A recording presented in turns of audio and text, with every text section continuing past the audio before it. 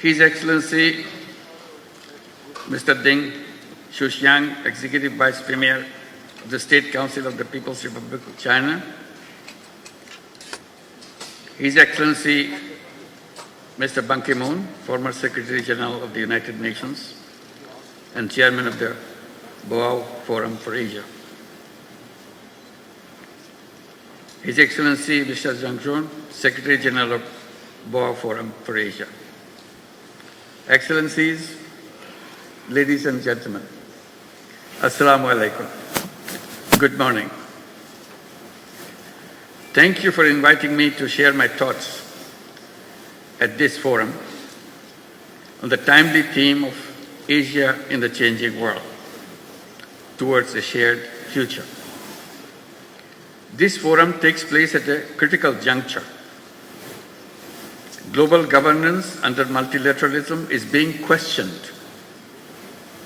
Geopolitical tensions are rising. Climate change is escalating. Debt burdens are unsustainable. Humanitarian crises are growing. Political will for development cooperation is weakening. The world is facing an alarming shortfall in collective action.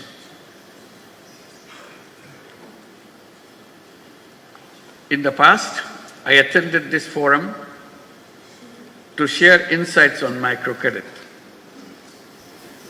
Today, I stand before you in a different capacity, representing a Bangladesh that underwent a historical transformation in July-August last year.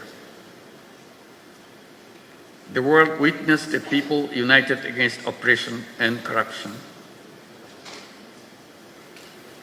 Our youth and citizens demonstrated exceptional resolve and strength to redefine the future of Bangladesh.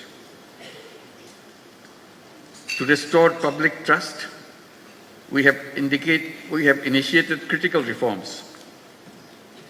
Independent commissions have been launched to reform the electoral system, judiciary, civil administration, law enforcement.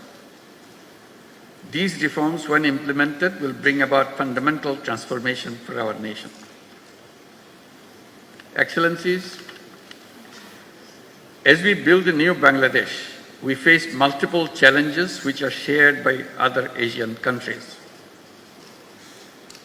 In particular, global financial market instability, political uncertainties, diplomatic tensions, and trade disruptions create volatility. Rising interest rates and debt servicing costs are deepening Asia's debt crisis. Despite global commitments to the 2030 agenda, progress is slow. Only 24% of SDG targets have been met. Developing Asian countries face an SDG financial gap of 2.5% to $4 trillion annually. Beyond SDG financing, Asia also needs large-scale investments in infrastructure and economic diversification through responsible financing. Food security is under increasing pressure. Rising prices of essential commodities are straining household budgets, especially for low-income families. Climate change and natural disasters are exacerbating this crisis. The strengthening food supply chain is essential. Energy security is critical, especially for net importing developing countries.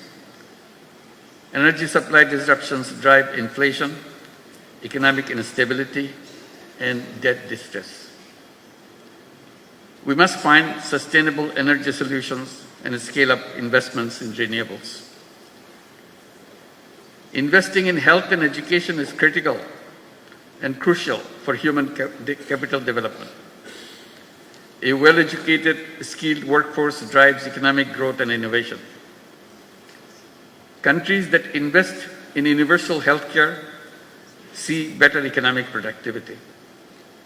Digital education, vocational training must be expanded to equip our youth for the jobs of the future.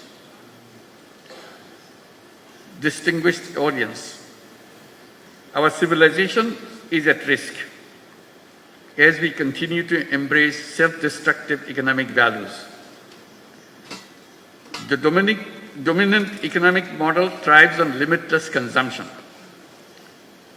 It justifies over-extraction of resources and environmental degradation in the name of growth. We must shift towards sustainable economic models that prioritize people and the planet over the profit. The climate crisis poses an existential threat to humanity.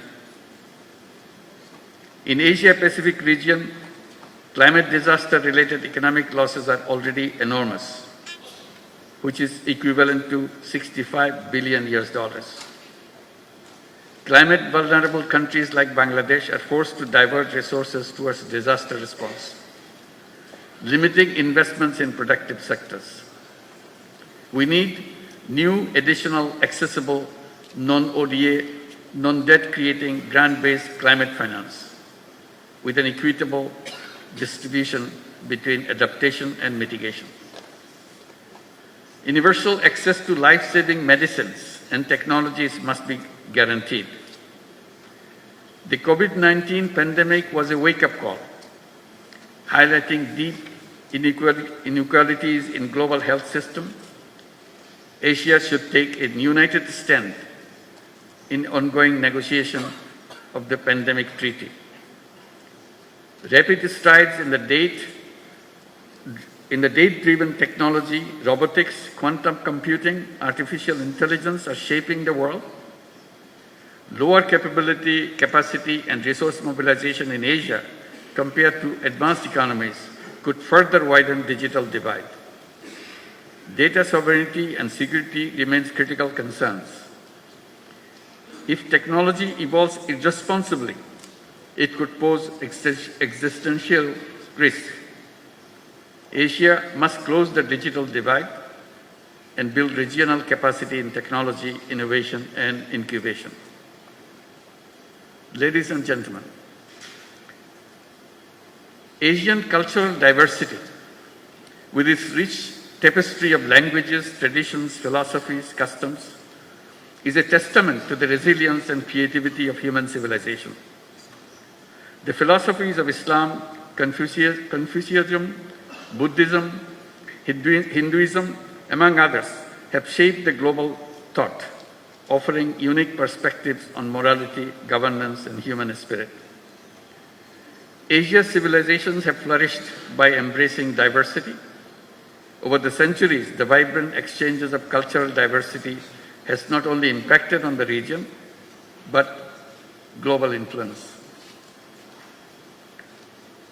The melding of tradition and modernity, the respect for ancestral wisdom, alongside cutting-edge innovation, creates a dynamic energy that propels the region forward while honoring the deep historical roots.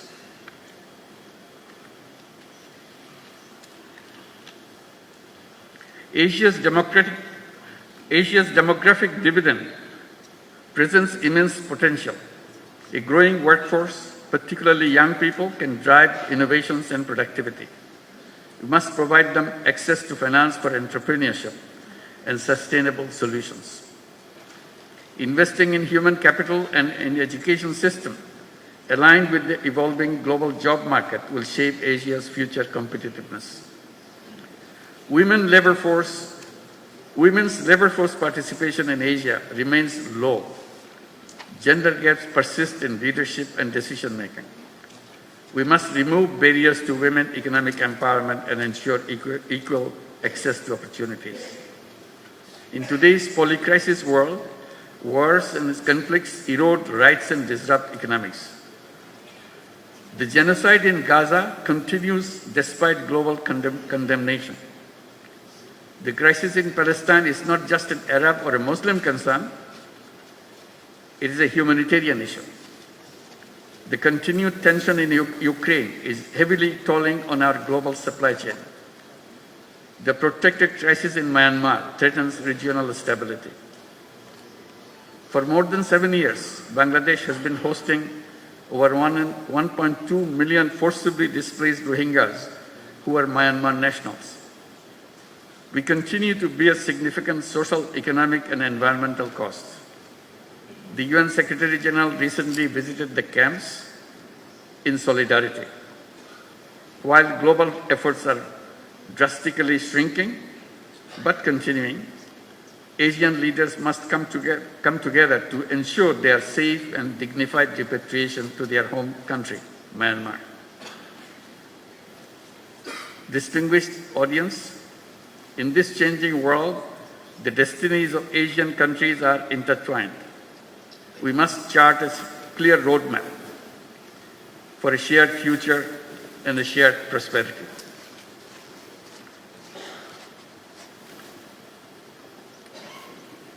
First, financial cooperation. Asia must create a sustainable financial mechanism.